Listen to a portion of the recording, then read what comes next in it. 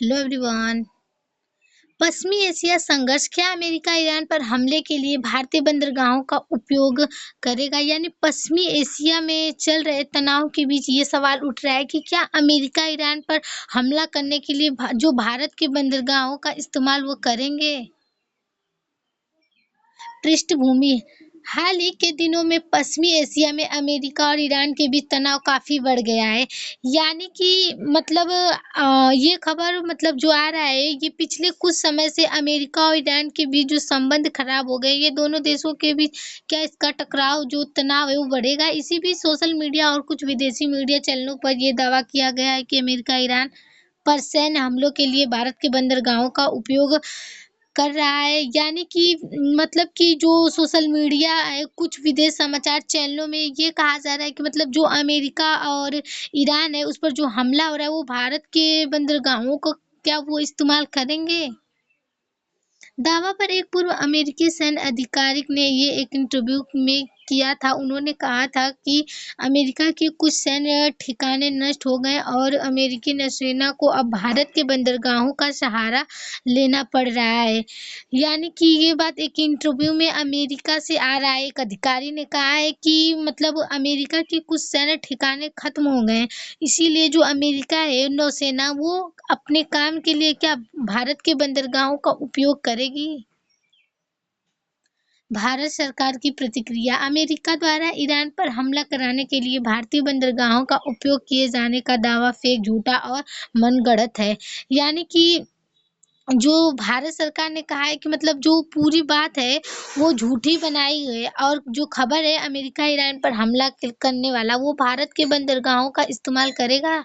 ऐसे खबर गलत जानकारी फैलाने की कोशिश है। लोगों को ऐसे अफवाहों से सावधान रहने की सलाह। यानी कि सरकार के अनुसार अगर देखा जाए तो जो ये खबर है वो लोगों द्वारा एक गलत या सूचना ये फैलाया जा सकता है।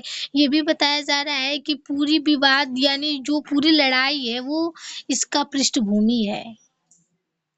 संघर्ष का बड़ा संदर्भ। पश्चिमी एशिया में तनाव तब और बढ़ गया जब अमेरिकी पनडुब्बी ने हिंद महासागर के पास एक ईरान युद्धपोतों को टॉर्पीडो से निशाना बनाया। इस घटना में कई ईरानी सैनिकों की मौत भी हो गई। यानी कि पश्चिमी एशिया में तनाव जो है वो काफ़ी बढ़ता जा रहा है और अमेरिका की जो पनडुब्बी ने हिंद महासागर के पास ईरान के एक युद्धपोत टॉर्पीडो से हमला किया।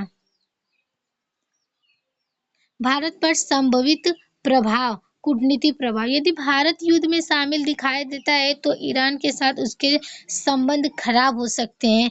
यानी कि ये विदेश नीति और देश के आपसी संबंध पर काफ़ी असर डाल सकता है।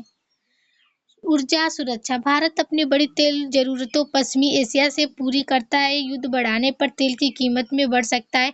यानी जो भारत है वो उसकी जो तेल की ज़रूरत है पश्चिमी एशिया से पूरा करता है। अगर युद्ध ऐसे ही बढ़ता रहा तो तेल की कीमत में काफ़ी बढ़ोतरी हो सकती है। समुद्री व्यापार।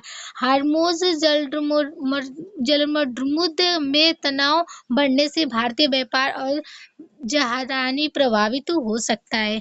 यानी कि अगर दुनिया को लगे कि भारत इस युद्ध में अमेरिका का साथ दे रहा है तो भारत के ईरान के जो रिश्ते हैं वो खराब हो सकता है। सामाजिक और आर्थिक प्रभाव। तेल महंगा होने से महंगाई बढ़ सकती है, परिवहन और उद्योगों की लागत बढ़ सकती है, वैश्विक बाजार में अस्थिरता आ सकती है। यानी जो तेल है वो काफ़ी महंगा हो सकता है और जो परिवहन उद्योग है उसमें भी बढ़ोतरी हो सकती है और जो शेयर बाजार है उसमें भी अस्थिरता आ सकती है।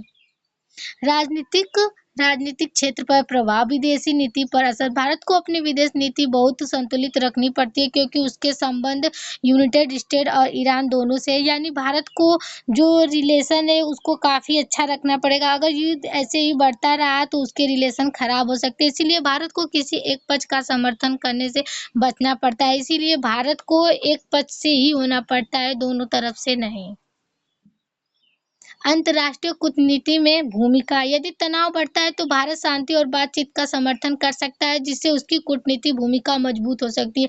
अगर ऐसे ही तनाव बढ़ता रहा तो जो भारत की शांति और बातचीत है उसका समर्थन हो सकता है जिससे कि उसकी जो भूमि है वो काफ़ी मजबूत हो सकती है। क्षेत्रीय सुरक्षा नीति। पश्चिमी एशिया में तनाव बढ़ने से भारत को अपनी सुरक्षा और समुद्री नीति मजबूत करनी पड़ सकती है।